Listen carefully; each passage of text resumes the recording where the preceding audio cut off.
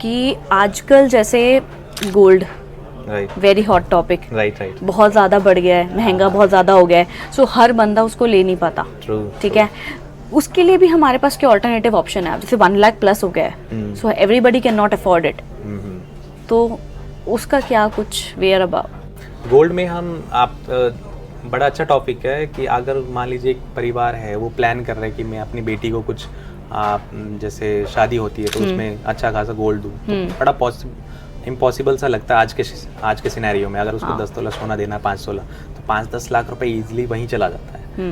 बाकी शादी के एक्सपेंसेस अलग। तो आप अगर प्लान कर रहे हैं तो एक मैरिज प्लानिंग भी एक गोल होना चाहिए आजकल इंडिविजुअल।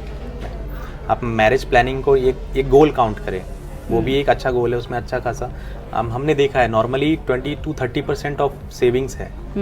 कोई भी इंडिविजुअल है उसकी वो अपने बेटी की मैरिज में या बेटे के मैरिज में जाती है 20-30% सेविंग। तो आप उसको भी एक प्लान करके चलिए। अभी जैसे आपने देखा होगा गोल्ड 1 लाख टच कर चुका है, तो आपको कैसे स्ट्रक्चर करना चाहिए? आप लमसम में ना जाए, अभी थोड़ा है रिस्क रहता है कि ऑल टाइम हाई है कि मैं लमसम उसमें डाल दूँ पैसा, तो वो एक रिस्क रहता है। आप प्रीफर कर सकते हैं कि SIP, गोल्ड SIP भी एक ऑप्शन है। तो आप वहाँ जा सकते हैं, गोल्ड म्यूचुअल फंड करके, उसमें SIP आप नॉर्मली 5,000 10,000 जो भी आपकी इनकम है, तो उस हिसाब से आप अपना 20-30% आप उसमें एक्सपोजर रख सकते हैं। तो गोल्ड SIP होता क्या है मतलब? सेम आप जैसे एक तो हो गया मेरा फिजिकल गोल्ड, मेरे को ना कोई रिंग खरीदनी है फॉर एग्जांपल 1 लाख रुपीस की, ठीक है, so how should I plan my this goal? Gold SIP में आपको गोल्ड मिलता नहीं है एक्चुअली। क्या होता है कि आपने जो अमाउंट इन्वेस्ट किया, जैसे गोल्ड की वैल्यू ग्रो हो रही है, तो आपकी वैल्यू सेम प्रोपोर्शन में ग्रो होगी। मान लीजिए अगर गोल्ड आज 1 का 2 है, तो आपने जो इन्वेस्ट किया है अपना पैसा, 5,000 1 का 2 हो जाएगा। अच्छा, हाँ, अच्छा, तो सेम वो प्रोपोर्शन में ग्रो होता है, आपकी वैल्यू ग्रो होती है।